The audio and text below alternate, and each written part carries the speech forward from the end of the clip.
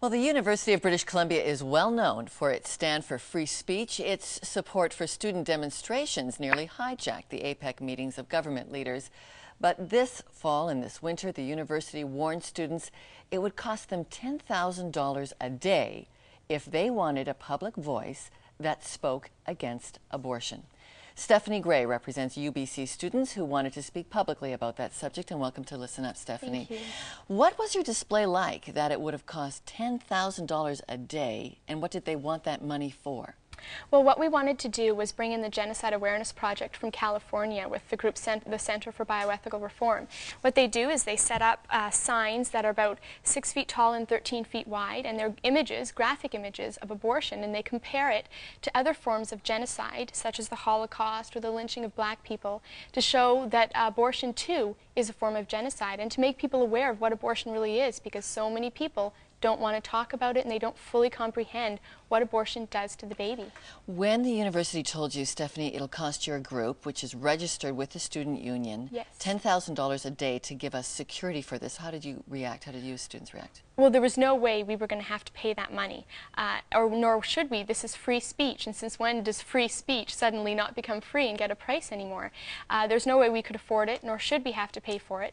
And it was really difficult to do that because we had so many people that had worked so hard, ladies that had food and billeting all ready for the people coming in, and it was really hard for the students, but we managed to pull together and still work on a display that we put up later. Okay, much smaller display. Yes, you put it up on campus at the Goddess of Democracy, and here's what happened. Tell us what happened. We're going to roll some footage that you shot. Tell us what's going on here.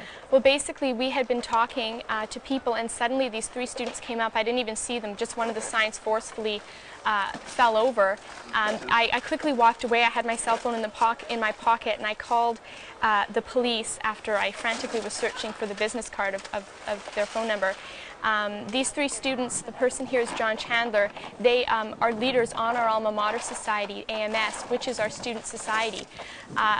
They're supposed to be leaders, and here they are being completely intolerant and, bullying to us. Here's a close-up of the big poster that they were ripping up at the end. It is a very graphic picture, but a true picture of a baby in the womb. It was ripped and destroyed. Yeah. What kind of disciplinary action did the university take against its student leaders for shutting you down like this? Actually, that's very interesting you brought that up. Various students and lots of people had written to the university and said, we want student discipline to take effect here.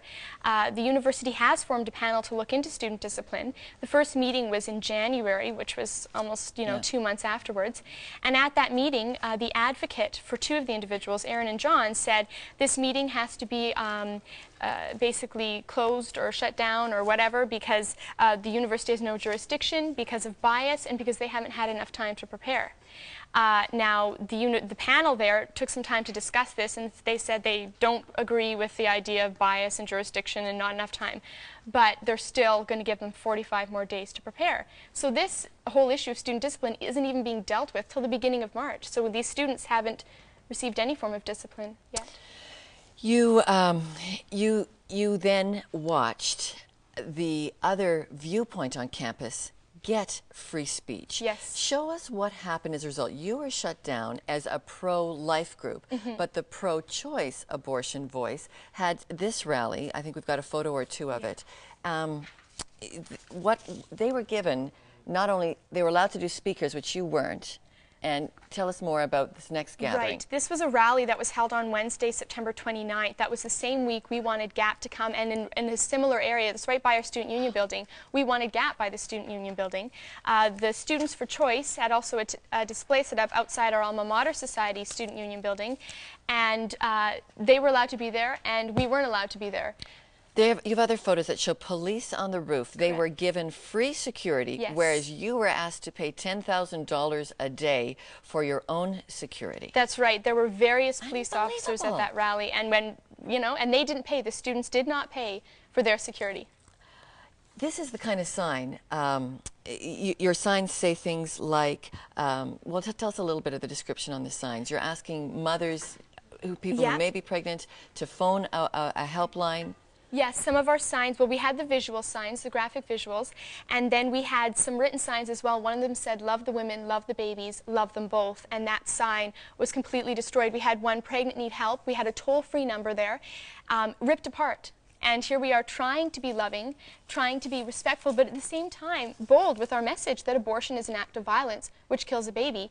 And no one wants to hear, not no one, but those students did not want to hear that message. Have people rallied support around you? Because this is a free speech issue. It's astonishing to me that one side of the abortion debate gets free police coverage, but your side that says give babies a life. And of course, I've got a great personal stake in this because I was at one time an unwanted baby, but I can't get over that you would have to pay that much money to have that voice on campus. Did people rally around you? Actually, yeah, we've been very blessed in this situation.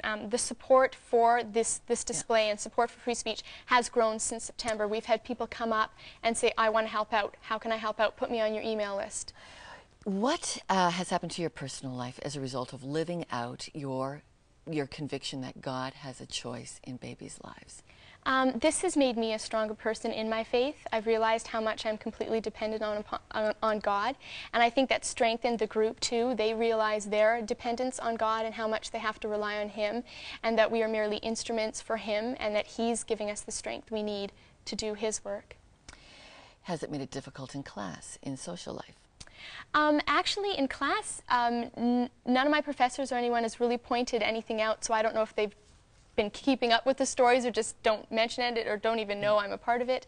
But that's been okay class-wise and stuff. It's a lot of work, a lot of time, but a lot of people in the group have to put time into it too. And now as students, you're doing the unprecedented thing of launching a defense fund, a legal defense fund, and I'm going to put your address up right now. And you have got a very good lawyer, the same lawyer who fought for the APEC inquiry demonstrations. Yes, we have Craig Jones, who's also the president of BC Civil Liberties, and he's with a huge law firm in Vancouver, Bullhauser and Tupper, and he's willing to help us in our defense, in our rights to free speech, and we're looking at our situation and what we can do, and he's willing to use the best legal means possible to make sure our rights are protected. And so you're accepting donations to that fund. Yes. At 4705 West 6th Avenue, Yes. Vancouver, British Columbia, Victor 6, Tom 1, Charles 4 is the address there. And the civil liberties are not coming at this from a faith perspective, but just from we've got to keep protecting the right to have moral opinions in a public place. Yeah, and it's actually the lawyer Craig Jones. He's just a part of BC Civil Liberties, but he and his firm Bullhauser and Tupper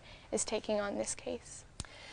Never thought this is what university education would be like, I'll bet, did you? Didn't expect this back in September. All right. Well, all the best as you continue to integrate conviction that God has a plan and a purpose for the world in a very public space.